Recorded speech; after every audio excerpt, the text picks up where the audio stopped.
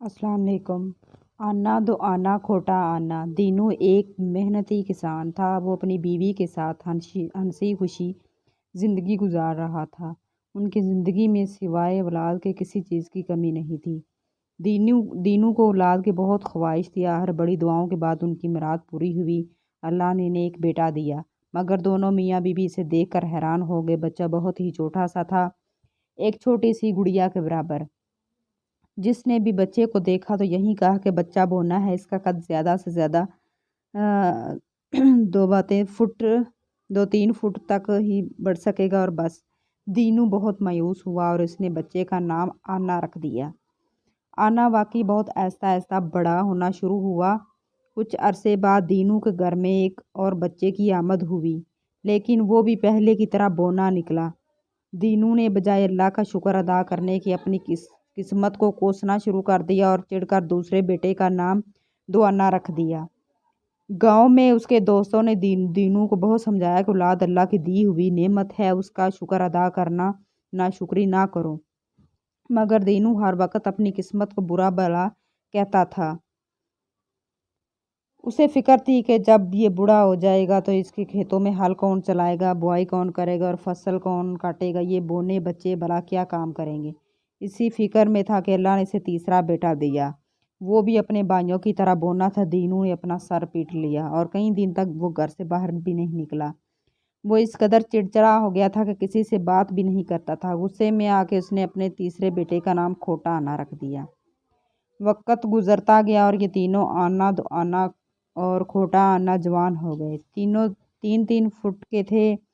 उनके कद ना तो बढ़ सके, मगर अपनी शरारतों में, जहानत में और बेबाकी में वो तीनों यकता थे।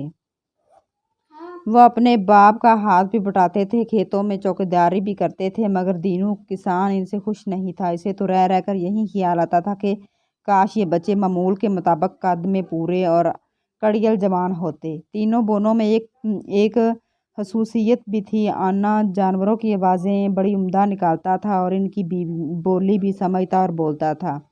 दो आना तीर अंदाजी में माहिर था और आंख बंद करके निशाने पर तीर मारता था।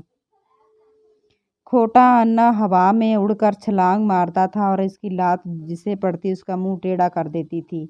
वो बस एक छलावा था। दीनू के खेत में फसल तैयार थी। इसने फसल कटवा कर मंडी में बेच दी और खुशी खुशी रकम लेकर घर आ गया।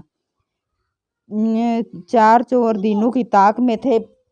उन्होंने रात को किसान के घर में डाका डालने का प्रोग्राम बनाया और आधी रात को किसान के घर में दाखिल हो गए। किसान और उसकी बीवी सो रहे थे। डाकुओं ने इन्हें लात मार कर उठा दिया। दोनों ने जब डाकुओं को सामने पाया तो बहुत घबराए। एक डाकू बोला, निकालो वो सारी रकम जो आज तुम मंडी से लाए हो। दीनू ने कहा, भाइयों मैं बहुत बड़ा गरीब हूँ, इसी रकम से पूरा साल गुजारा करना है, ये जुल्म ना करो। लेकिन डाकू थे। उन्होंने किसान को मारना शुरू कर दिया। तीनों भाई यानी आना दो आना और खोटा आना ये मंजर छुप कर देख रहे थे। आना किसान की छतरी में छुपा हुआ था।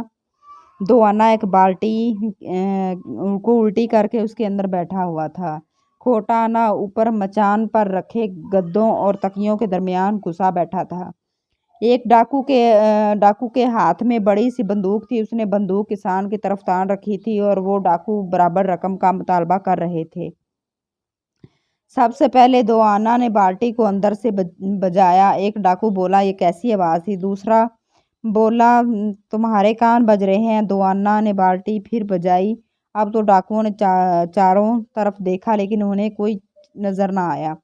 डाकुओं ने दीनू से पूछा, ये कैसी आवाज़ थी। दीनू ने कहा, भाइयों मुझे क्या पता, शायद कोई जानवर होगा। इसी वक्त आना ने अपने मुंह से भेड़िए की आवाज़ निकाली। एक डाकू ने घबरा कर अपने साथी से कहा, लो बाहर भेड़िए आ गए। दूसरे डाकू ने उसे गुस्से से झिड़क दिया और बोला, चुप बुज़दिल, मैं डरता नहीं हूँ, तू मुझे भी डरा रहा है। किसान ने कहा, यहाँ आधी रात को बहुत खतरनाक जानवर आते हैं, आप लोग भाग लें। डाकुओं का सरदार बोला, वाह भाई वाह, हमसे चालाकी कर रहा है, निकाल जल्दी से सारा माल और जेवर नकदी। ये कहकर सरदार ने दीनू किसान को एक थप्पड़ मारा। ये देखकर आना ने शेर की बड़ी गरजदार आवाज़ निकाली, जिसे सुनते ही डाकुओं के हाथ पांव फूल गए। वो घबरा घबरा कर एक दूसरे की तरफ देखने लगे। इसी लम्हे खोटा आना, जो मचान पर बैठा था, चिस्त लगाकर बंदूक वाले डाकू पर कूदा और एक जोरदार लात उसके मुंह पर रसीद की। डाकू के हाथ से बंदूक छूट गई और वो अपना जबड़ा पकड़कर दोहरा हो गया। किसान ने झपट कर बंदूक उठा ली और चारों डाकुओं पर तान ली। खोटा आना एक बार फिर हवा में उड़ता हुआ आया और अपनी दोनों लातें इसने डाकुओं के सरदार के मुंह पर जमा दी। वो एक कोने में जा गिरा। एक डाकू ने आवाज़ लगाई, भागो, और वो सब भाग निकले। किसान ने इत्मीनान का सांस लिया और ज़िंदगी में पहली मर्तबा अपने बच्चों की तरफ मुस्कुरा कर देखा। खोटा आना ने बाग की तरफ देखकर कहा, अब हम रेज़गारी ही सही, लेकिन बड़े काम की रेज़गारी हैं। किसान बोला, बच्चों अब सो जाओ, लेकिन तुम्हारे लिए एक खबर है। खैर, वो सुबह सुनाऊंगा। तीनों ने जिद करने लगे, नहीं नहीं, वो क्या खबर है, अभी सुनाए। किसान ने जवाब दिया, बादशाह ने ऐलान किया है कि इसकी 3 शहजादियों के लिए अच्छे और बहादुर शोहर चाहिए। वहाँ बड़े ज़बरदस्त मुकाबले होंगे। तुम लोग भी जाकर किस्मत आजमाई करो। तुम तीनों ने उल्टे सीधे काम सीख रखे हैं, मुमकिन है कोई बात बन जाए। तीनों भाई बड़े खुश हुए, कहने लगे, हम लोग सुबह होते ही रवाना हो जाएंगे। खोटा अन्ना बोला, हो सकता है वो तीनों शहजादियाँ हमारे ही नसीब में लिखी हों। किसान ने हंसते हुए जवाब दिया, अगर ऐसा हो गया तो मैं भी वादा करता हूँ कि कभी अल्लाह की नाशुक्री नहीं करूँगा। गरज सुबह होते ही तीनों ने सफ़र के लिए सामान बांधा और शाही महल की तरफ रवाना हो गए। जब मंजिलें तय करते हुए वो शहर में दाखिल हुए तो लोग इन्हें देखकर हंसने लगे और आपस में बातें करने लगे। ये तो शायद जोकर हैं जो शाही मसहरे बने आए हैं। मगर वो सबसे बेनियाज चलते रहे। जब वो बादशाह के सामने हाजिर हुए तो बादशाह इन्हें देखकर बहुत खुश हुआ और बोला, तुम तीनों मिलकर लड़ोगे या एक एक करके। दोआना ने जवाब दिया, जहाँ जहाँ अपना, हम तो मुकाबले में शरीक होने आए हैं, जैसे आपकी मर्जी। बादशाह ने कहा, तुम्हें पता है बड़े बड़े शहजादे और सूरमा इन मुकाबलों में हिस्सा लेंगे, तुम इनसे मुकाबला कैसे करोगे। खोटा अन्ना बोला, आप हमारे कद पर ना जाइए और मुकाबले का इंतज़ाम कीजिए। बादशाह ने कहा, कल सुबह शाही मैदान में आ जाना, अब जाकर आराम करो। दूसरे दिन मैदान में रखने की जगह नहीं थी। चारों तरफ लोग भरे हुए थे। कई नामी पहलवान, तीर अंदाज और तलवारबाज वहां मौजूद थे। पड़ोस के मुल्कों के शहजादे भी आए हुए थे। सबसे पहले तीर अंदाजों का मुकाबला हुआ। ये मुकाबला दोआने ने जीत लिया। पहलवानी और जोरमाई के मुकाबलों में जब खोटा आना मैदान में उतरा तो चारों तरफ लोग हंसने लगे। कई शाहजोर पहलवान इसके मुकाबले पर आए, मगर खोटा आना की लातों ने सबके मुंह तोड़कर रख दिए। बादशाह सलामत भी हंसते हंसते बेहाल हो गए। अब बादशाह ने उठकर ऐलान किया कि एक अनोखा खेल होगा। हम कुछ जानवर छोड़ेंगे और उम्मीदवारों को इनसे लड़ना होगा। अगर वो जानवरों को मार डालने में कामयाब हो गए तो शहजादियों की शादी इन्हीं बहादुरों से की जाएगी। मैदान खाली करके सिपाहियों ने पिंजरे खोल दिए। इन जानवरों में भेड़िए, कुत्ते, रिछ और खौफनाक बड़े बड़े बंदर शामिल थे।